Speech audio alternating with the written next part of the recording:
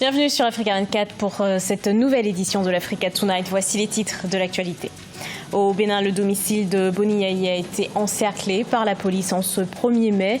Il s'agirait d'une tentative d'arrestation de l'ancien président, une information démentie par les autorités de Cotonou. Nouveau programme de gouvernance en Centrafrique, un programme basé sur la sécurité et la paix a été présenté devant le Parlement ce 29 avril, 60 jours après la nomination du Premier ministre Firmin Grébada. Et puis en Côte d'Ivoire, l'éducation recrute. Pour combler un fort déficit d'enseignants, le gouvernement a lancé un processus de recrutement de 10 300 enseignants. La construction de plus de 4 000 nouvelles salles de classe devrait également être réalisée. Mais tout d'abord, un nouveau délai est donné aux militaires soudanais. L'Union africaine leur a donné 60 jours pour remettre le pouvoir à une autorité civile de transition sous peine d'un retrait du pays de l'organisation. Les militaires sont à la tête du pays depuis la destitution du président Omar el-Béchir le 11 avril.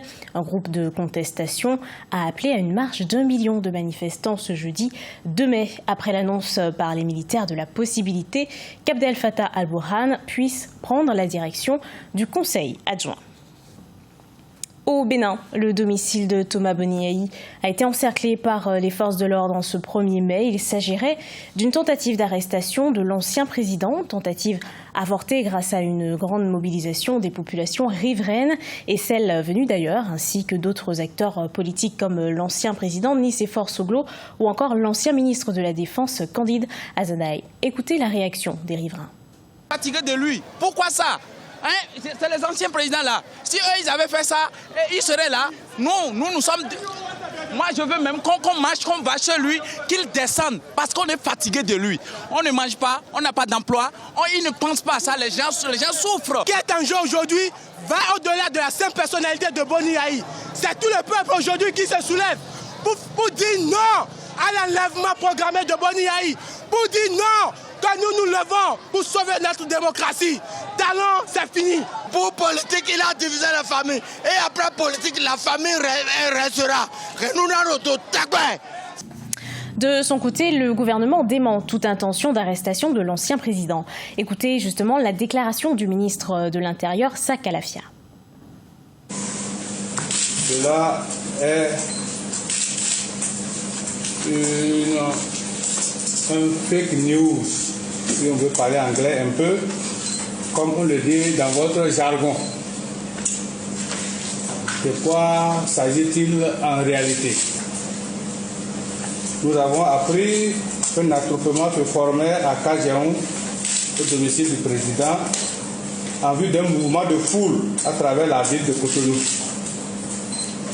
Aucune manifestation de rue n'ayant été déclarée, nous avons envoyé des éléments sur le terrain afin de contenir le mouvement qui se préparait.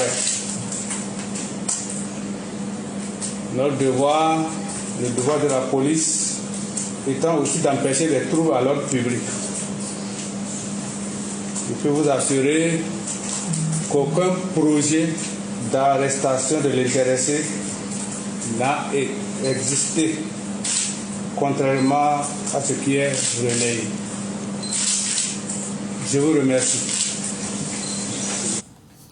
Tous ces événements se déroulent dans un contexte sociopolitique tendu suite aux élections législatives controversées du 28 avril au Bénin, élections qui n'ont pas mobilisé grand monde. Seuls 22,9% des inscrits ont voté.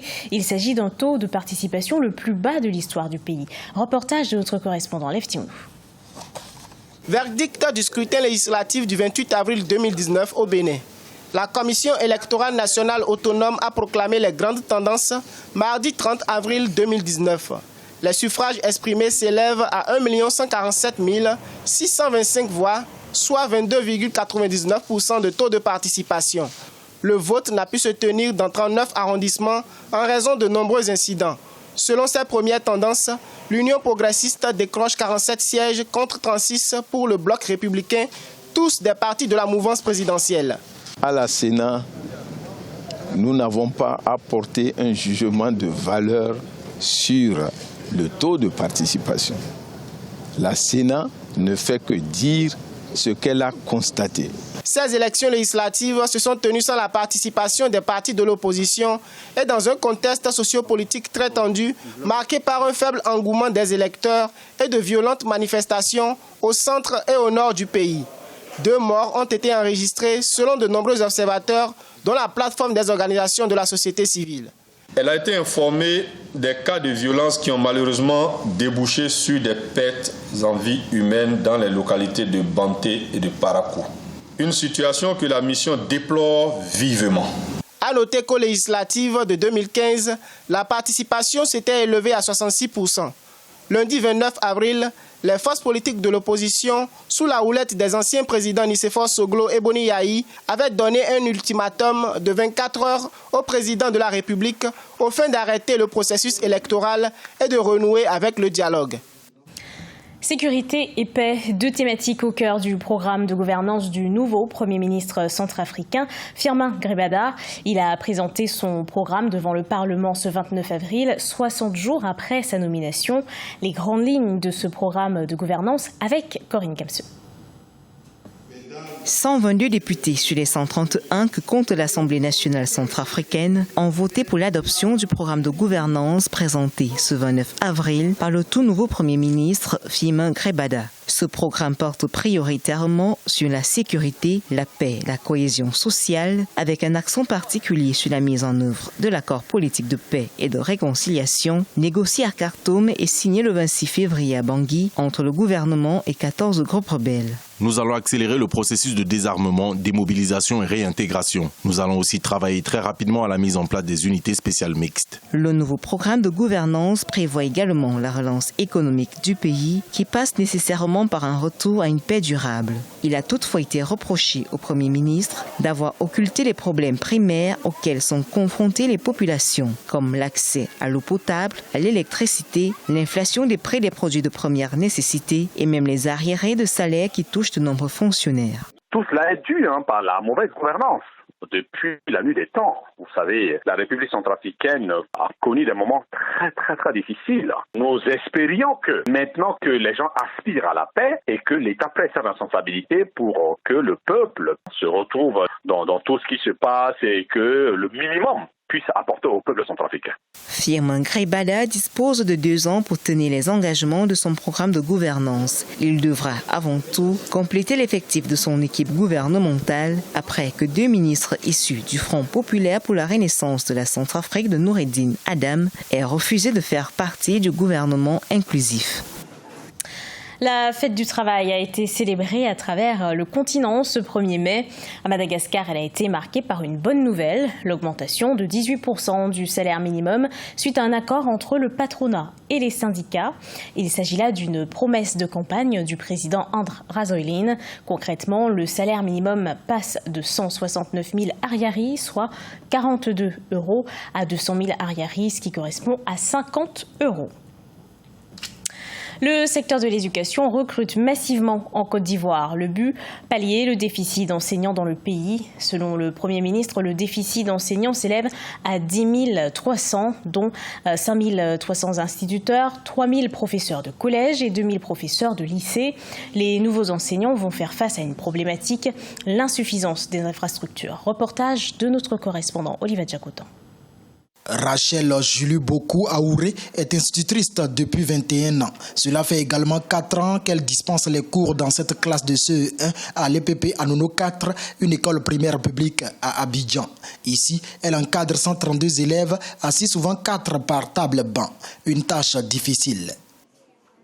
Ce sont nos enfants. Nous voulons qu'ils reçoivent une bonne éducation. Mais avec ce nombre, c'est un peu difficile. Quand tu fais un cours, tu dispenses un cours, les enfants ne suivent pas. C'est un cri de cœur. Je voulais que le gouvernement se tourne vers les enseignants, qu'ils voient nos difficultés, la manière dont nous souffrons dans nos classes. Le gouvernement vient de lancer le processus de recrutement de 10 300 enseignants contractuels, dont 5 300 instituteurs, 3 000 professeurs de collège et 2 000 pour les lycées, pour combler le déficit. Une mesure saluée par les parents d'élèves, mais qui reste circonspect. Je pense que c'est une décision salutaire, mais est-ce qu'au terme de leur contrat, ils seront reconduits ou bien ils doivent compétir encore pour devenir des enseignants à des carrières. Je pense qu'il faut tout définir maintenant. La construction de 4500 salles de classe au primaire, 260 collèges et 22 lycées est attendue pour fin 2019 selon les autorités pour mieux combler également le déficit en infrastructure. Ce journal a été préparé par l'ensemble de la rédaction. Merci à vous de l'avoir suivi. Dans un instant, retrouvez une nouvelle édition de l'actualité sur Africa24.